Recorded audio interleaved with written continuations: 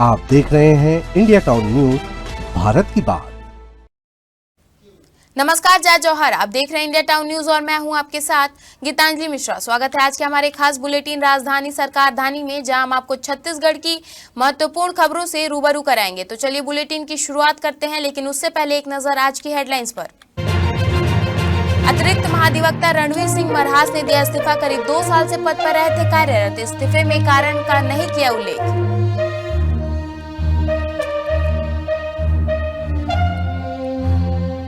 कारोबारी ने घर को बना रखा था अवैध गोदाम। छापेमारी में 50 लाख की दवाइयां जब्त। अवैध संग्रहण का मामला मानते हुए कार्रवाई।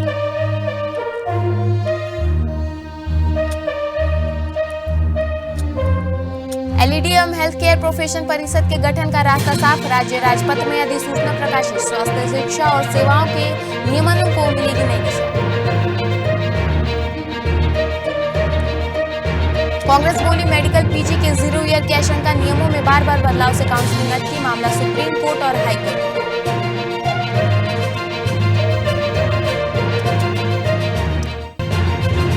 छत्तीसगढ़ से गुजरने वाली 21 ट्रेनें कैंसिल। 26 से 29 दिसंबर के बीच नहीं चलेंगी गाड़ियां। रायपुर, डोंगरगढ़, गोंदिया, इतवारी रूट में यात्री होंगे परेशान।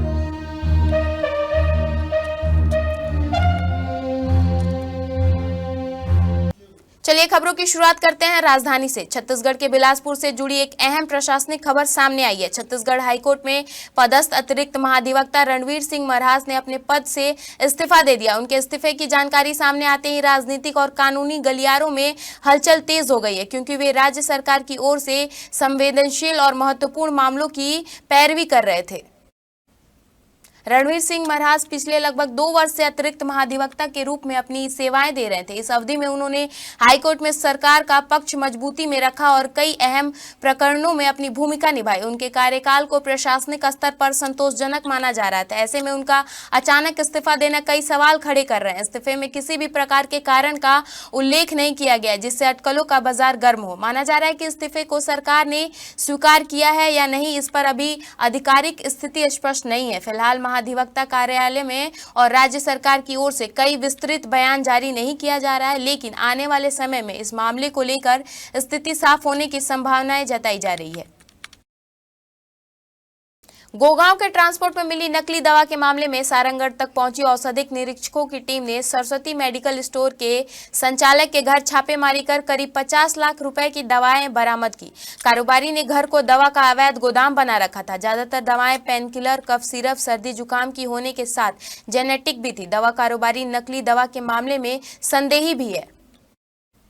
जानकारी के अनुसार रायपुर के साथ रायगढ़ के खाद्य निरीक्षकों की टीम ने सारंगढ़ के दवा कारोबारी खेमराम केसरवानी के निवास में छापेमारी की। केसरवानी ने अपनी दवा दुकान के अलावा मकान के पिछले हिस्से में बनाए गए गोदाम में लाखों रुपए की दवा डंप कर रखी थी। दवा के मामले में उसके पास खरीदी संबंधित कोई भी दस्तावेज नहीं थे और न ही उसे सुरक्षित तरीके से रखा गया था। जांच टीम ने इसे अवैध संग्रहण का मामला मानते हुए दवा कारोबारी के खिलाफ कार्रवाई की है। स्वास्थ्य एवं परिवार कल्याण मंत्रालय नई दिल्ली के अधीन national commission for allied and health care profession NCAHP act 2021 में निहित प्रावधानों के अनुरूप छत्तीसगढ़ राज्य एलाइड एवं हेल्थ केयर प्रोफेशन परिषद के गठन की प्रक्रिया औपचारिक रूप से शुरू हो गई है। चिकित्सा शिक्षा विभाग छत्तीसगढ़ शासन द्वारा परिषद गठन संबंधी अधिसूचना का राजपत्र में प्रकाशन दिनांक 17 दिसंबर 2025 को कर दिया गया है।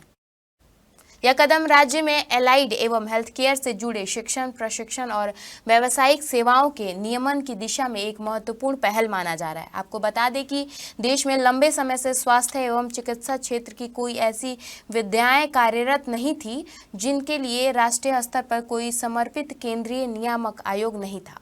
इसी कमी को दूर करने के उद्देश्य से केंद्र सरकार द्वारा 11 मार्च 2024 को NCAHP के गठन की अधिसूचना जारी की गई थी। विशेषज्ञों का मानना है कि परिषद के गठन और पाठ्यक्रमों के अध्ययन से न केवल स्वास्थ्य शिक्षा का स्तर सुधरेगा, बल्कि एलाइड एवं हेल्थ केयर प्रोफेशन से जुड़ी सेवाओं में पारदर्शिता, जवाबदेही और गुणवत्ता भी सुनिश्चित होगी। यह पहल छत्तीसगढ़ सहित पूरे देश में स्वास्थ्य व्यवस्था को मजबूत करने की दिशा में एक महत्वपूर्ण कदम मानी जा रही है। छत्तीसगढ़ में मेडिकल कॉलेज की पीजी भर्तियां प्रक्रिया लेकर स्थिति साफ नहीं है। कांग्रेस ने आशंका जताई है कि अगर मौजूदा हालत बने रहे तो इस साल पीजी में 0 ईयर की स्थिति बन सकती है। छत्तीसगढ़ प्रदेश कांग्रेस कमेटी के चिकित्सा प्रकोष्ठ अध्यक्ष डॉक्टर राकेश गुप्ता ने बताया कि पिछले करीब 3 महीनों से पीजी काउंसलिंग चल रही है, लेकिन इस दौरान नियमों में बार बार बदलाव किए जा रहे हैं। कांग्रेस का कहना है कि इससे छात्रों में भ्रम की स्थिति बनी और मामला अब सुप्रीम कोर्ट से बिलासपुर हाईकोर्ट तक पहुंच गया है। कांग्रेस के मुताबिक अखिल भारतीय मेरिट लिस्ट जारी होने के बाद स्वास्थ्य विभाग ने राज्य कोटे की सीटों में बदलाव किया, जिससे छत्तीसगढ़ में एमबीबीएस कर चुके छात्रों का कोटा घटाकर 25% रह गए हैं। आपको बता दें कि राज्य सरकार ने हाल ही में गजट नोटिफिकेशन जारी कर मेडिकल पीजी प्रवेश नियम 2025 में संशोधन किया। नए नियम लागू होते ही राज्य कोटे की सीटों को 50% से घटाकर 25% तक कर दिया गया, जिसके चलते मेडिकल छात्रों और जूनियर डॉक्टरों में असंतोष है। बिलासपुर रेलवे जोन में 21 मेमू पैसेंजर गाड़ियों को 26 दिसंबर से 29 दिसंबर 2025 तक कैंसिल कर दिया गया है। इसके अलावा 2 मेमू पैसेंजर ट्रेनों को गंतव्य से पहले आंशिक रूप से समाप्त कर दी जाएगी। नागपुर मंडल के डोंगरगढ़ सेक्शन में काम होगा।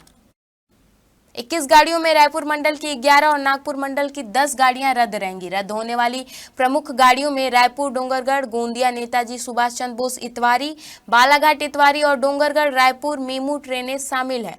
मेमू पैसेंजर ट्रेनों को रद्द होने से लेकर यात्रियों को मुश्किलों का सामना करना पड़ेगा। 26 दिसंबर 2025 को 1 मेमू पैसेंजर ट्रेन कैंसिल रहेगी।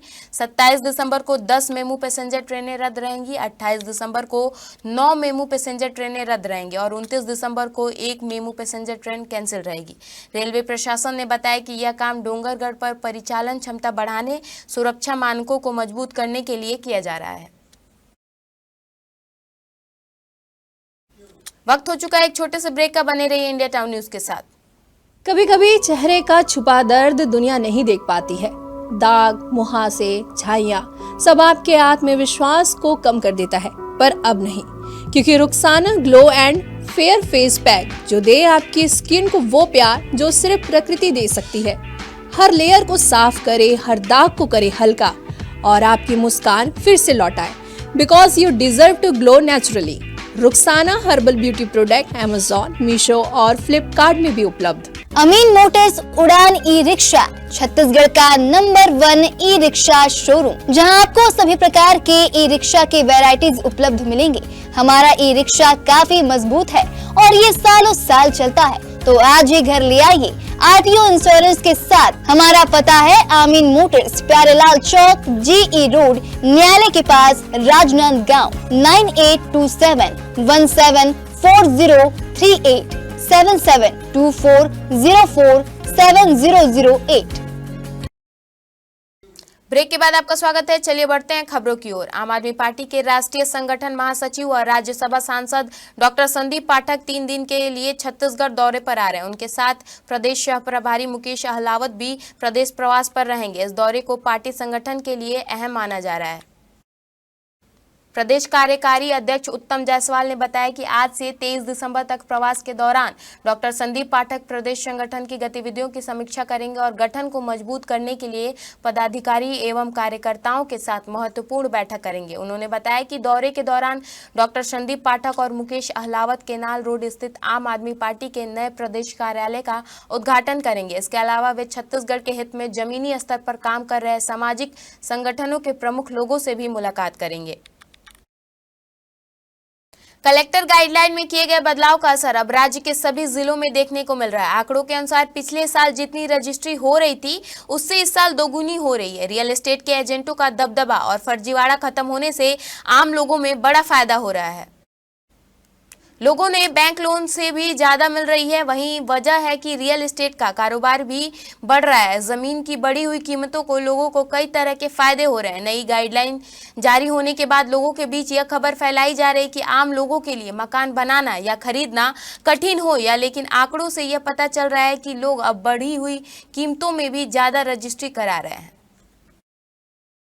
प्रधानमंत्री अन्नदाता आय संरक्षण अभियान पीएम आशा के तहत प्राइस सपोर्ट स्कीम ने छत्तीसगढ़ को दलहन और तिलहन फसलों के न्यूनतम समर्थन मूल्यों पर उपार्जन की अनुमति मिल गई है। मुख्यमंत्री विष्णुदेव साय की विशेष पहल पर वीडियो कॉन्फ्रेंसिंग के जरिए केंद्रीय कृषि मंत्री शिवराज सिंह चौहान और प्रदेश के कृषि मंत्री रामविचार नेताम के बीच हुई चर्चा के बाद केंद्र सरकार ने खरीफ सीजन के दलहन तिलहन उपार्जन के लिए 425 करोड़ रुपए की स्वीकृति दी है। गौरतलब है कि छत्तीसगढ़ सरकार की ओर से खरीफ और रबी सीजन में कुल 1,22,000 मीट्रिक टन दलहन तिलहन उपार्जन का प्रस्ताव केंद्र को भेजा गया था। इसमें खरीफ के लिए 50,000 मीट्रिक टन और रबी के लिए 72,000 मीट्रिक टन शामिल है। फिलहाल केंद्र से खरीफ की फसलों के उपार्जन की अनुमति मिली हुई है। मुख्यमंत्री विष्णुदेव साय ने कहा कि न्यूनतम समर्थन मूल्यों पर दलहन तिलहन का उपार्जन किसानों के हित में राज्य सरकार का बड़ा निर्णय है। इससे किसानों को उनकी उपज का उचित मूल्य मिलेगा और आय में वृद्धि होगी। मुख्यमंत्री ने कहा कि इस पहल से प्रदेश में फसल विविधीकरण को बढ़ावा मिलेगा और छत्तीसगढ़ दाल एवं खाद्य तेल के क्षेत्रों में आत्मनिर्भर बनने की दिशा में तेजी से आगे बढ़ेगा। छत्तीसगढ़ सरकार में मंत्री केदार कश्यप के लिए आज की सुबह एक दुखद खबर लेकर आई। दरअसल मंत्री केदार कश्यप की मां मनकी देवी कश्यप का निधन हो गया। बताया जा रहा है कि पिछले कई दिनों से वे बीमार थीं और अस्पताल में उनका इलाज जारी था। अस्पताल में इलाज के दौरान उनके स्वास्थ्य में कोई सुधार नहीं हुआ और आज सुबह उनका निधन हो गया। सीएम विष्णुदेव साय ने मंत्री केदार कश्यप की माता के निधन पर शोक व्यतीत किया। सीएम विष्णुदेव साय ने सोशल मीडिया प्लेटफॉर्म एक्स पर पोस्ट करते हुए लिखा कि कैबिनेट के साथी केदार कश्यप की पूज्य माताजी मनकी देवी कश्यप के निधन का समाचार अत्यंत दुखद एवं पीड़ादायक है। उन्हें विनम्र श्रद्धांजलि अर्पित करता हूँ। ईश्वर से प्रार्थना है कि दिवंगत आत्मा को अपने चरणों में स्थान दे और इस कठिन समय में केदार कश्यप एवं समस्त शोकाकुल परिवार को धैर्य, संबल और शक्ति प्रदान करें। छत्तीसगढ़ पुलिस आरक्षक भर्ती प्रक्रिया में गड़बड़ी को लेकर बड़ी संख्या में कैंडिडेट गृह मंत्री विजय शर्मा के बंगले पहुंचे, जहां गृह मंत्री ने खुद बंगले के बाहर कैंडिडेट से मिलकर मुलाकात की और समस्याओं पर चर्चा की। इससे पहले कैंडिडेट ने बंगले के बाहर बैठकर अपनी मांगे रखी। विजय शर्मा ने उन्हें मनाने का प्रयास किया और बंगले के भीतर चर्चा करने की समझाइश दी। हालांकि कैंडिडेट ने कहा कि बाकी साथियों के आने पर ही वे बंगले जाएंगे। इसके बाद गृह मंत्री अंदर चले गए। कुछ देर बाद बाकी साथियों के आने पर कैंडिडेट भी अंदर पहुंचे। कई जिलों में एक ही अभ्यर्थी के चयन को लेकर उठे सवालों पर गृह मंत्री ने स्थिति स्पष्ट की। उन्होंने बताया कि खुली प्रतिस्पर्धा सुनिश्चित करने के लिए अभ्यर्थियों को किसी भी जिले में शारीरिक परीक्षा देने की अनुमति दी गई थी। कई अभ्यर्थियों ने एक से अधिक जिले में शारीरिक परीक्षा दी और सफल भी हुए। ऐसे मामले में लिखित परीक्षा एक ही बार ली गई, लेकिन जिन जिन जिलों में शारीरिक परीक्षा पास की गई थी वहां लिखित परीक्षा के अंक जोड़े दिए गए थे। हालांकि उन्होंने साफ किया कि अंतिम चयन केवल एक ही जिले में होगी।